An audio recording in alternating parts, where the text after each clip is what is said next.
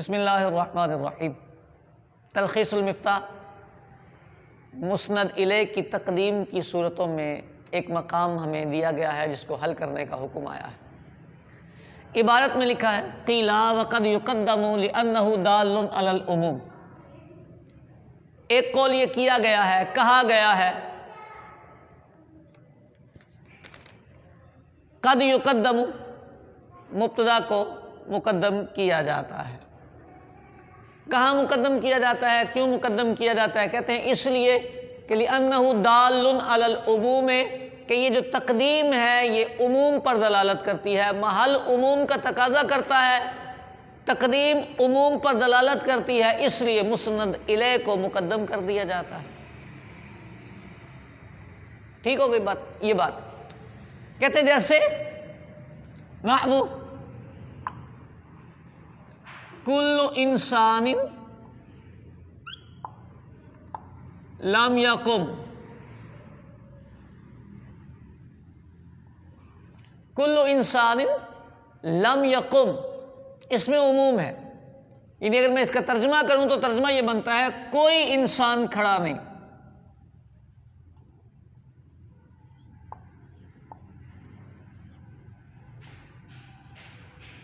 کوئی انسان کھڑا نہیں، ٹھیک ہے۔ مصنف کہتے ہیں بخلاف ما لو اخر، بخلاف اس کے کہ مسند الیہ کو مؤخر کیا جائے تو وہاں عموم فوت ہو جائے گا۔ مثلا انہوں نے کہا ہے نحو لم یقم کل انسان، اس کا ترجمہ بنتا ہے تمام انسان نہیں کھڑے ہوئے۔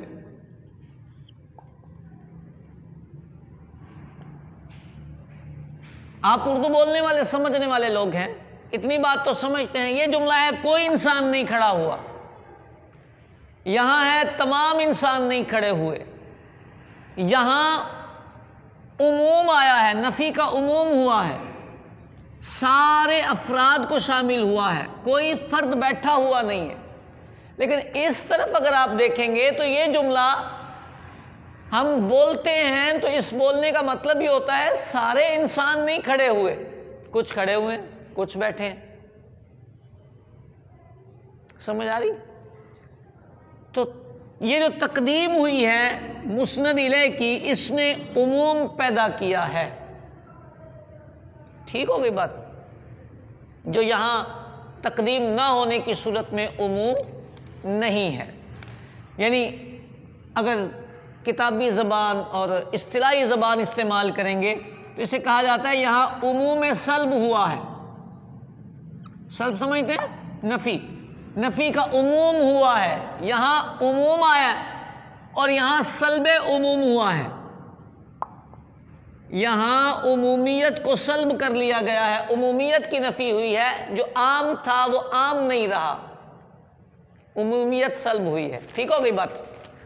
اتنی بات کرنے کے بعد مصنف اس کی وجہ بتاتے ہیں۔ مصنف نے بڑی مزیدار سی اس کی وجہ بتائی، فرمایا وذالک، یہ سارا مسئلہ اس لیے ہے لئلا یلزم ترجیح تاکید علی التاسیس، ذالک لئلا یلزم ترجیح التاکید علی التاسیس،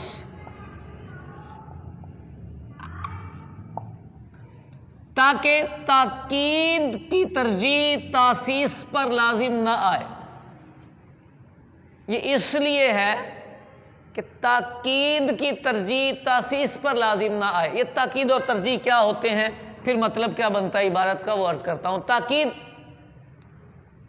کسی عبارت میں آنے والا لفظ وہی معنی دے جو اس عبارت میں موجود دوسرا لفظ دے چکا اور ترکیب بھی تبدیل نہ ہو۔ اسے کہتے ہیں تاکید۔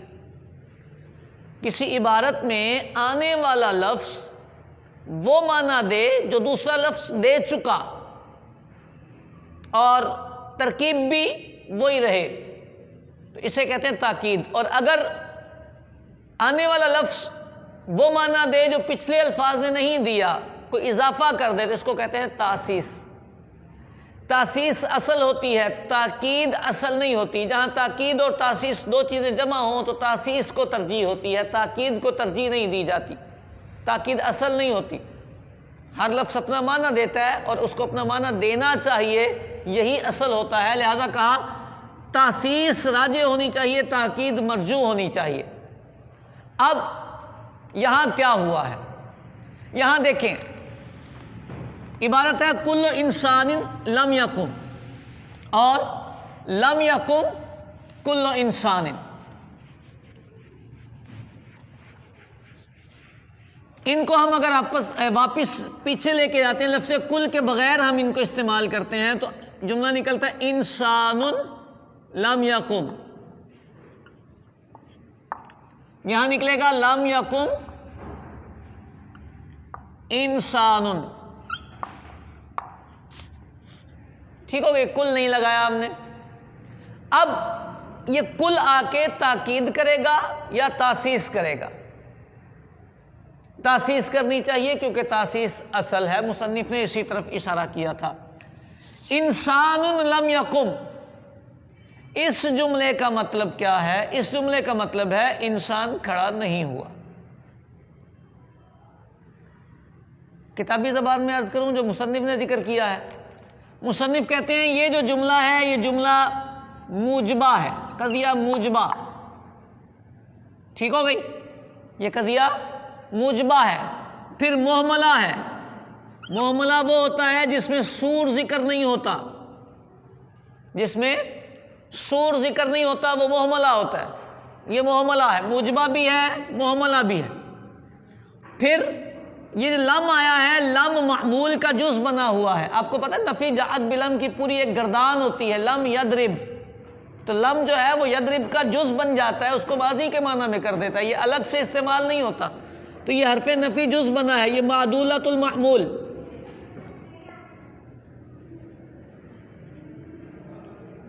یہ جو جملہ ہوتا ہے موجبہ محملہ معدولۃ المعمول، یہ جملہ سالبہ جزیہ کی پاور میں ہوتا ہے۔ کس کی پاور میں ہوتا ہے؟ سالبہ جزئیہ کی پاور میں ہوتا ہے۔ کیسے؟ یعنی اس کا جو مطلب بنتا ہے وہ مطلب اس کا بنتا ہے، یعنی انسان لم یقم کا معنی لیس بعد الانسانی بقائم۔ ٹھیک ہو گئی؟ انسان لم یقم کا معنی لیس بعد الانسانی بقائم، اسی کی پاور میں ہے۔ اس کا مطلب یہ ہوا کہ یہاں عموم نہیں، یہاں عموم نہیں ہے۔ اب جب یہاں عموم نہیں، کل لگانے سے عموم آیا، تو جو چیز پہلے نہیں تھی اب پیدا ہوئی، یہ ہے تاسیس۔ مصنف نے کہا تھا لئلا یلزم ترجیح التاکید علی التاسیس، تاکید نہ پیدا ہو جائے، تاسیس ہونی چاہیے، تو یہ یہاں تاسیس ہوئی ہے۔ یہاں بھی ایسا ہی ہوا ہے۔ یہ جو جملہ ہے لم یقم انسان، یہ قضیہ بنتا ہے قضیہ سالبہ محملہ،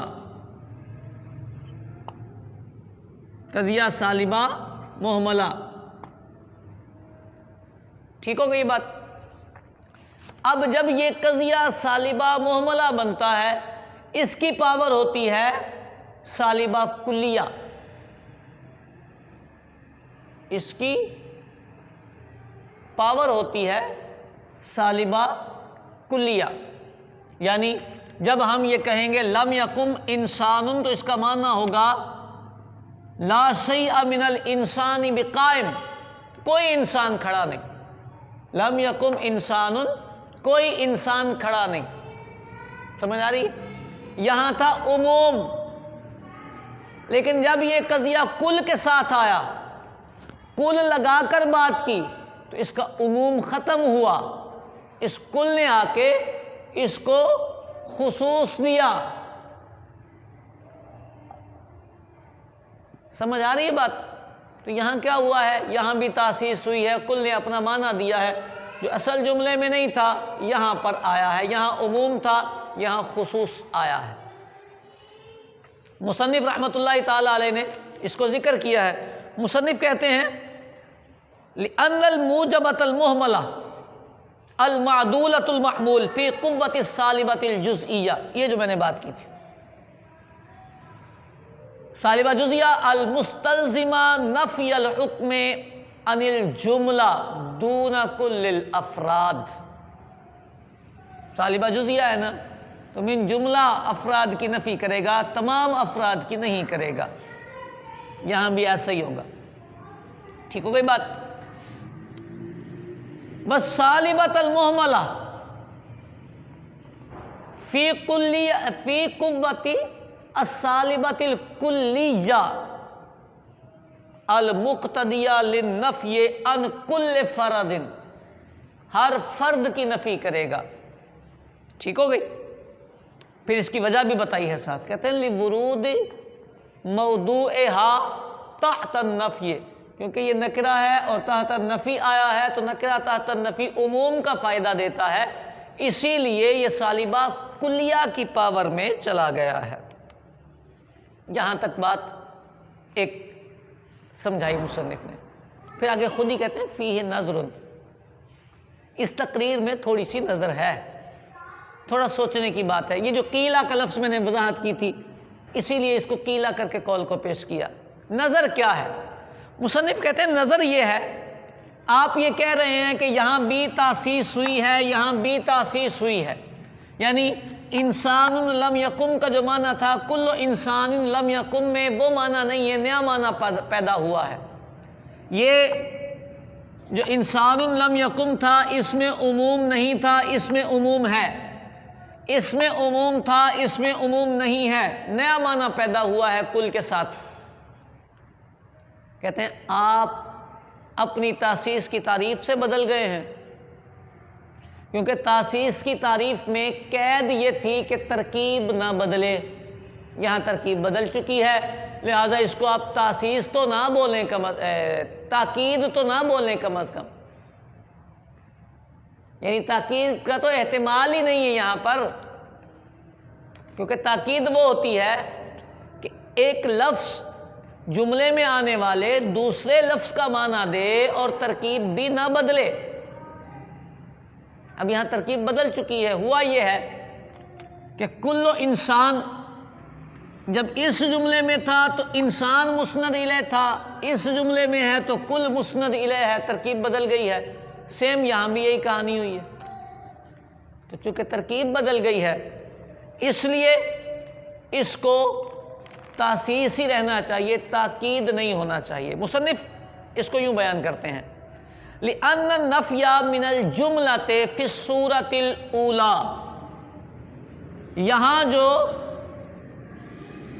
عموم کی اس میں یہاں جو نفی فی الجملہ ہو رہی ہے، من الجملہ ہو رہی ہے، یہ نفی صورت اولی میں، اور وَعَنْ كُلِّ فَرَدٍ فِي الثَّانِیہ، اور یہاں جو عموم کی نفی ہو رہی ہے، تمام افراد کی نفی ہو رہی ہے. یہ نفی تو اس لیے ہو رہی ہے افادہ الاسناد الی ما اضیف الیہ کل، یہ تو اس لیے ہو رہی ہے کہ اس کا مسند جو ہے وہ انسان کی طرف مسند ہو رہا ہے، اس کا مسند بھی انسان کی طرف ہو رہا ہے. ترکیب یہ ہے کہ اسناد انسان کی طرف ہو رہی ہے، کل کی طرف نہیں.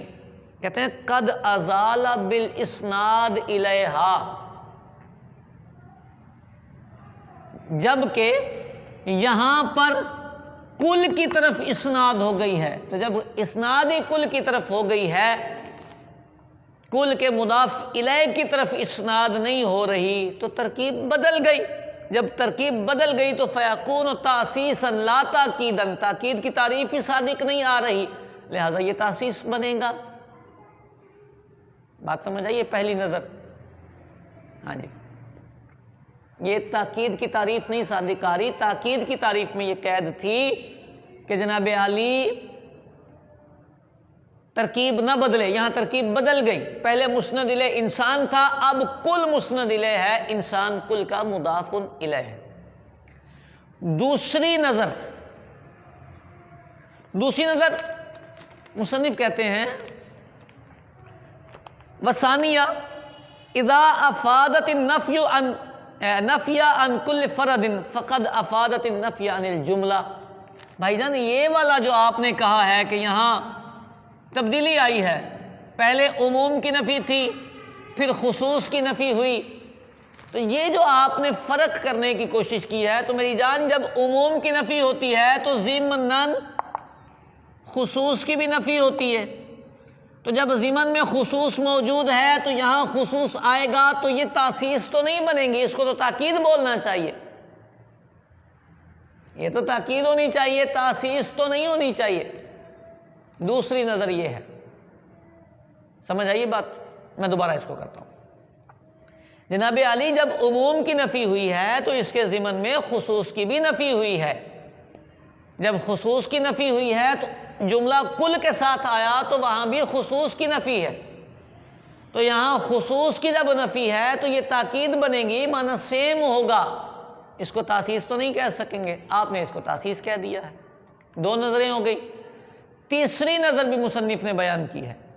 مصنف کہتے ہیں آپ نے یہ کہا ہے کہ یہ قضیہ سالبہ محملہ ہے، یہ قضیہ سالبہ محملہ ہے، مصنف یہ فرماتے ہیں، تو خود ہی نظر کر رہے ہیں، کہتے ہیں آپ نے اس کو سالبہ محملہ کیسے کہا، یہ تو سالبہ کلیہ تھا، یہ سالبہ کلیہ ہے۔ آپ کہیں گے کیسے سالبہ کلیہ ہے؟ تو مصنف کہتے ہیں ایسے سالبہ کلیہ ہے کہ جب نکرہ تحت نفی آتا ہے تو یہ سور ہے کلیہ کا، جیسے کل سور ہے، لام استغراق سور ہے، اسی طرح نکرہ کا تحت نفی آنا یہ بھی سور ہے کلیہ کا، تو یہ تو قضیہ سالبہ کلیہ ہی ہے، آپ نے اس کو محملہ بول دیا ہے۔ آپ کی دلیل میں یہ تین جھول ہیں۔ بہرحال موقف ٹھیک تھا، مسند الیہ کو مقدم کیا جاتا ہے کیونکہ عموم کی ضرورت ہوتی ہے اور یہ تقدیم عموم پر دلالت کرتی ہے۔ دلیل دی، پھر اس دلیل پر اپنی نظر پیش کی۔ امید ہے کہ آپ کو اچھا لگا ہوگا۔ جو سبق پسند آئے کوشش کیا کریں کہ اسے شیئر کر دیا کریں، لائک کر دیا کریں، کمنٹس دے دیا کریں، کہ اس سے اچھا بھی لگتا ہے اور کام کرنے کا ذہن بھی بنتا ہے۔